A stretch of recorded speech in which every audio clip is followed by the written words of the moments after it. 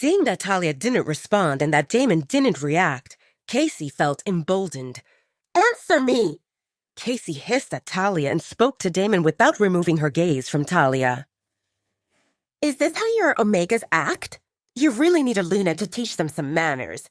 Sneaking in the dark and stealing food, and then they even refuse to respond?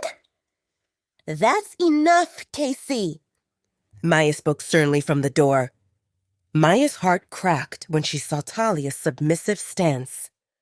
Cassie didn't have any aura, but Talia seemed a broken soul who needed a supportive environment. Maya walked to Talia and asked softly, "Are you okay?" Talia nodded faintly, but Maya knew that Talia lied. Maya narrowed her eyes at Damon and spoke through the mind link. "Is this why you brought her here? I thought you promised her protection and not another type of hell. Come, let's get out of here." Maya spoke to Talia while wrapping her arm around Talia's shoulders. "We didn't finish here." Cassie spoke stiffly, hoping that Damon would back her up. "What do you want, Cassie?" Maya snapped. "Do I need to remind you that you represent a guest?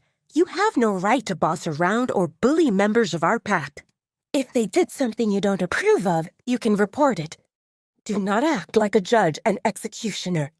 If you have any problems with this, you can challenge me to a match. In case you win, I will gladly give you my position as the beta of the Dark Howlers pack. And if you don't have the guts to face me, then stay out of my way." Damon watched as Maya let Talia out, and rage bubbled inside him that was immediately extinguished by the feeling of guilt because he felt angry at himself. This represented his fault. Damon felt surprised to see Talia in the kitchen, and he told himself to stay out of it because he shouldn't expose that Talia held importance. After all, Cassie could flap her mouth, but Damon would never let her really harm Talia. Talia's defeated expression created an agonizing hole in his chest. He could see her disappointment and the moment when that little trust she had in him vanished. The pain felt unbearable. "Talia is upset because of me," Damon spoke to his wolf. "You stood and did nothing while that she-wolf disparaged our mate, and you broke the promise of giving her food because our mate left without eating anything. Again, and let's not forget that the same nasty she-wolf attached herself to your left." His wolf spoke with disapproval before retracting to the back of Damon's mind. "Maya, can you make sure that Talia gets something to eat?" Damon asked through the mind link. "Oh, so now you care about Talia?" Maya snapped at him. "If you cared a minute ago, Talia would pick her food and not be chased out like a thief." "Don't talk to me like that," Damon growled. "Oh, I apologize, Alpha Damon. Where are my manners?" Maya responded sarcastically. "I suggest that you stay away from Talia. Stick to Cassie. That's what you excel at, and leave this poor woman alone. She's suffered enough. As your beta, I will take the responsibility of arranging different accommodations for Talia." "No!" Damon shouted into the mind link, but his message hit a wall which told him that Maya shut him out. "Don't pay attention to Cassie," Maya told Talia when they exited into the garden. "Cassie talks big, but she represents no one. She wouldn't dare to harm you." Talia didn't respond. If Cassie represented no one, why didn't Alpha Damon say something? Why didn't he clarify that Talia lived here? Why did he act like he didn't know who she represented? "I didn't steal," Talia spoke after some time. "The lights stayed off, and I assumed that everyone slept. I didn't need lights, so I didn't turn them on." "Our Omegas don't linger in the pack house," Maya explained. "They come once a week to clean and do laundry. They help with food preparations when we host a party, and you might find one or two of them in the evening hours helping Steph with dishes, and they turn off the lights when they leave because we don't have visitors after dinner hours." Talia thought about how that differed. In the Red Moon Pack, they had Omegas around until midnight, and the first ones would start their duties at dawn. That's why Talia assumed it seemed very late and no one stayed awake. If she knew, she would turn on the lights, and maybe that would allow her to avoid this all-too-familiar, uncomfortable situation. "You went to the kitchen," Maya spoke. "Do you feel hungry?" "No," Talia denied it. It didn't mean that she didn't feel hungry, but she had a good meal that morning, and that exceeded what she usually had. She got used to skipping meals and didn't want to go back to that kitchen and risk meeting Cassie or anyone else. Talia remembered that Stephanie spoke how Cassie wanted to become the Luna, and the way Cassie clung onto Damon's arm, it looked like she had good chances of accomplishing it. Talia decided that if Cassie became the Luna of the Dark Howlers pack, Talia would leave. A woman who immediately accused a person of sneaking and stealing couldn't represent a good Luna. Talia already saw one which seemed selfish and heartless, and she didn't want to see another one. On the other hand, maybe she should just leave without waiting to hear how the matter between Cassie and Damon would conclude. Because an alpha who could watch while another person got wrongly accused and say nothing about it didn't represent a righteous alpha. Somehow, Talia thought that Alpha Damon differed. "Do you want to go inside?" Maya asked Talia.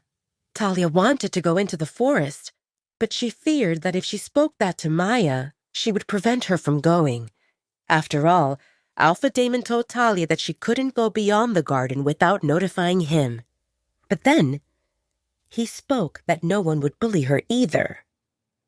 "Feel free to go back," Talia spoke with a small smile. "I'm sure that Beta Caden waits for you. I will stay here a bit. I will be fine." "Okay. Let's go shopping for clothes tomorrow afternoon." Maya spoke and continued without giving Talia time to respond. "Talia, think about what you want. I don't say this to sway you one way or another, but I want you to stay aware of your surroundings. I can arrange for you to stay with the Omegas. That will help you blend in. Or, if you prefer on your own, we have apartments." Talia felt unsure what to say. She didn't want to stay in the pack house. Yes, the room seemed nice, and the bed felt warm, and the towels felt fluffy, but the alpha only brought trouble with him. And based on tonight's episode, it seemed that whatever protection he had for her, it ran out. But she felt anxious at the thought of living with Omegas because those represented her bullies from the past. And she never lived on her own, so that represented a completely foreign concept. Maya saw that Talia stood on the verge of panic, so she quickly spoke. "You don't need to decide now.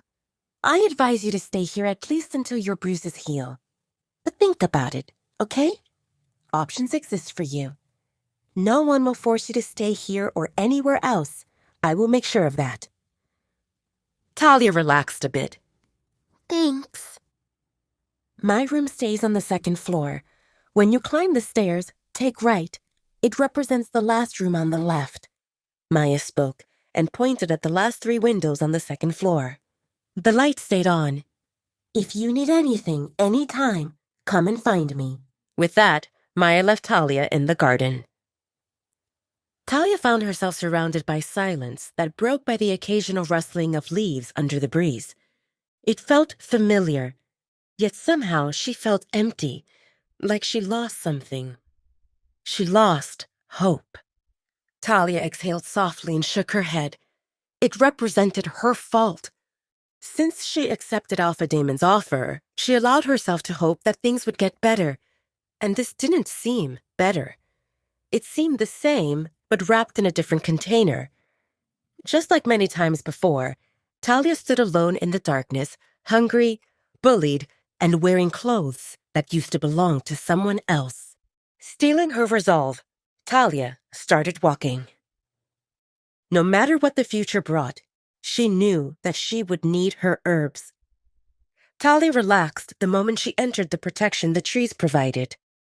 She didn't fear the darkness or the creatures of the forest, knowing that the biggest monsters represented people themselves, werewolves included. Step by step, Talia made her way deeper into the forest, and she carefully placed collected plants in the few sheets of paper towels which she took from the bathroom and concealed under the elastic of her leggings. Bunchberry, fringe cup, moonflower, alum root, they all stayed there, offering to Talia their leaves and petals like they knew she came.